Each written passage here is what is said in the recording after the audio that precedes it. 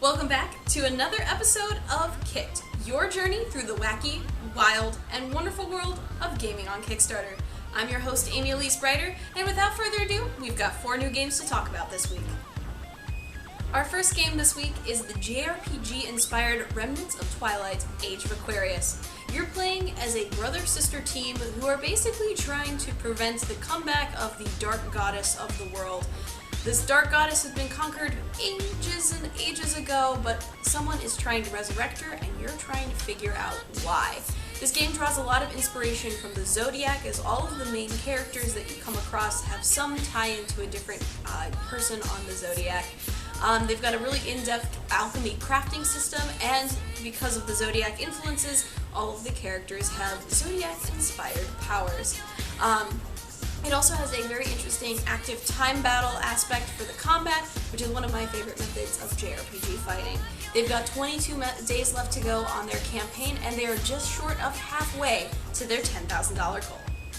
I'm feeling rather inspired by some of the card games on Kickstarter lately, so the other 3 campaigns we have to talk about this week are all card games. First up is Reign. It is a card game where you are essentially a lord vying for control of the throne. The throne has recently been vacated, and you and your fellow players are trying to woo the ancient houses, fight for victory, and maybe stab your friend in the back. Each turn, you're going to basically bid on the influence of one of the houses. You can't actually take the throne unless you have the influence of a house behind you. And then you go to war. As a result of your bidding, you gain different combat cards, and the person who has the highest number of combat will be able to take the throne. As part of this combat phase, you can try to sabotage your friends by passing them cards, or you can win their favor by passing them a little bit of a bonus. And that pays off because whoever takes the throne has the ability to split the spoils among the friends. If you stab them in the back, I wouldn't expect too much. As the game goes on, you gain different influence points. Basically, people see you as more legitimate, and the winner is the person with 9 legitimacy points at the end of the game.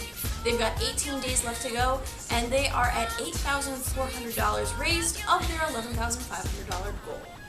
Our next game is called Scoundrel Society, and you and your fellow players are part of an underground organization of elite thieves. Each year you guys come together as a battle of proving who is the best thief around.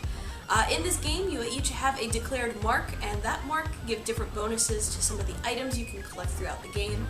Each player takes turns stealing away from the mark, and hopefully getting some really nice valuables in the process. Each player has a different character card that has different powers, and all of your items may have some special powers as well.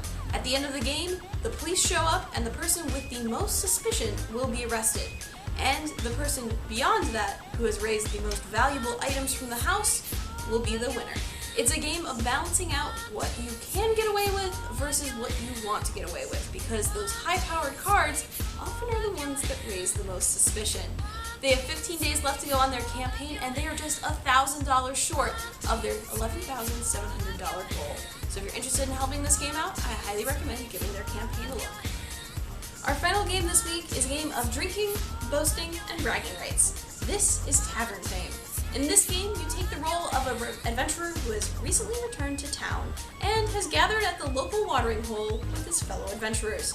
As you guys talk with each other, the topic turns to just how many creatures you've conquered in your last trip out.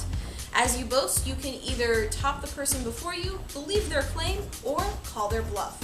If your bluff is called, you then must prove that you can actually defeat that many creatures. Accomplish the task, and you get some extra bonuses, including more patrons. At the end of the game, the person who first hits 10 patrons wins. They have 21 days left to go on their campaign, and they've raised just over $6,000, and their goal is to hit $7,400. If you're interested in some betting and boasting, you might want to give this one a look. Well guys, that's all the campaigns I have for this week. As always, I have links to all of their Kickstarter page in the description below if you'd like to help any of these games reach their goal. If you have a suggestion for a game you'd like to see me cover in a future episode, leave me a comment below or find me on Twitter. And as always, go check out invisiblegamer.net. That's the site that I partner with to create these shows. We've got all sorts of gaming reviews, news, and some other video content as well, and I highly recommend you giving us a look. Thanks for watching, guys. I'll see you next time on Kicked.